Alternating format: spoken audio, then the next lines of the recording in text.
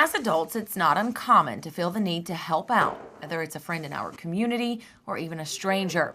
But when children take the initiative to pay it forward, it puts things into a whole new perspective. And I told her that she had way too many toys and soon she would be getting birthday presents and we had nowhere to put them. And she said, how about we just donate to charity instead of getting presents because I have way too many. Lily Faulkner is turning 8 next week. And she's decided to use her birthday to help homeless pets and kids with cancer. I started thinking, hey, maybe if I give donations to the people who have cancer, could really help them.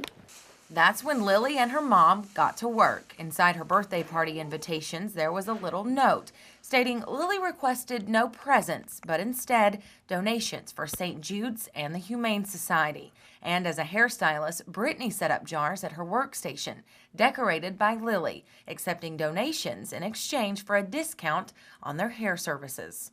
I started it yesterday and we had a little over 100 in the jars together, so I thought that was pretty good for first day. But Lily says there's still a long way to go to meet her fundraising goal. How much money do you want to raise for them? $800,399. In the end, it's pretty simple. Lily is a little girl with a very big heart. I hope the people who have cancer really just feel happy and know that they're very special no matter what. July 17th, 2013 brought torrential rains and fierce storms, leaving behind a waterlogged downtown Kingsport and heartbroken businesses. It was very heartbreaking, just being able walking down the street and seeing, looking in the windows and seeing everybody's stuff just floating around, and you're thinking, this can't be happening. This is not happening. Dozens of stranded cars left along the streets of downtown, water rising 2, maybe even 3 feet deep. Police and fire crews called to rescue drivers and close off streets. It was havoc, but it was the aftermath of the storm that would prove to be the most devastating. Well, initially it's just devastation, seeing everything that you're going to have to replace all the floors, all the walls, all the equipment, the furniture. But it wasn't long before a community picked itself up and pulled together. A downtown Kingsport flood restoration campaign soon formed, bringing in donations and volunteers. And a telethon would phone in more than $25,000 aimed at getting downtown Kingsport back on its feet. Probably gained more from the experience than I lost, simply because of the generosity of just folks here in town. I mean, people came out of nowhere just to help. There was time and money lost, sweat and tears shed. But now, a year later, downtown Kingsport is thriving, and those so strongly affected remember the time when a disaster brought them all together, and generosity they will never forget. Thank you. Thank you very much. Thank you, thank you, thank you, thank you. And go Hokies. And go Vols. The Battle at Bristol, an idea that's been in the making for almost 20 years, is no longer just a conversation piece. It's official. 2016, it is football time in Bristol, Tennessee. In a little less than 3 years, the world's fastest half mile and the last great Coliseum won't be full of revving engines, but instead roaring football fans. A game that's expected to bring more than 150,000 football fans into the Speedway.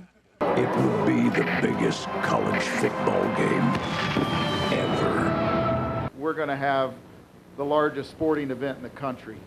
There's no doubt the volunteers and the Hokies at BMS will make history. I'm just excited to be a part of this special event. I think it's just going to be a great, great night, and we're really proud to be a part of something that's just special. To accommodate a football field, the Speedway will need modifications, which will start going up as soon as next year. Ashton Bishop, 19 News, Bristol. Salt and snow-covered vehicles piled into long lines today, drivers anxious to get a little cleaned up. You can't see out the windows, and you drip the salt on your garage floor, so it's annoying. But you know what they say, one man's trash is another man's treasure. Yes, ma'am, it is. The salt's a wonderful thing. Owner David Cabe of Southern Classic Wash told me he's lost quite a bit of money after being forced to close his doors 11 times this winter because of the frigid, freezing cold temperatures. That's the most I've had since I've been here, and I've been here since we opened in 2008. But there were plenty of customers ready to pay in line today. Please insert cash or card. Some just out to get those cars back to shining. I honestly haven't been out of the house until today, since like Saturday, so. And some drivers just say trips to the car wash are the new norm.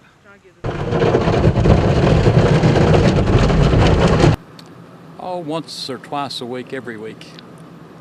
And although the bucks were rolling in today at the Southern Classic Wash, with nicer temperatures headed our way, Cabe says he just hopes they can keep up. Well, if it gets any busier than this, I don't think I can handle it. I've got them in the road now.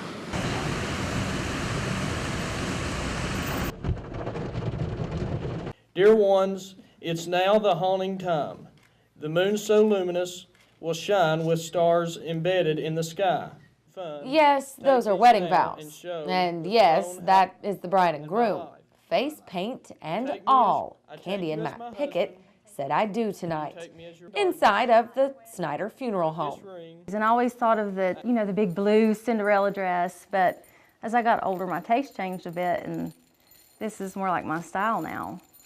And it's obvious, Candy was not wearing a big blue Cinderella dress, nor did she walk down the aisle to the traditional wedding march.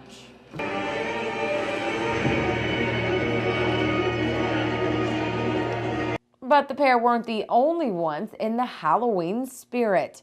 From the audience, to the wedding party of Sugar Skulls, to the broken doll Flower Girls, it was all out Halloween madness. No one said anything about opposing it. Everyone's dressed up, no one's turned it down. And don't forget the vows. Candy, will you have Matt to be your husband, to live with him, respect him, love him, and to haunt him and howl at the moon together as you both shall live? And as for Halloween being creepy enough, the Picketts weren't too frightened to be exchanging vows alongside a couple of caskets. Married here, buried here, why not? You see, this was Candy Pickett's dream wedding. As for Mr. Pickett, he was pulling for a Vegas destination wedding. But one thing is certain, it was love at first sight.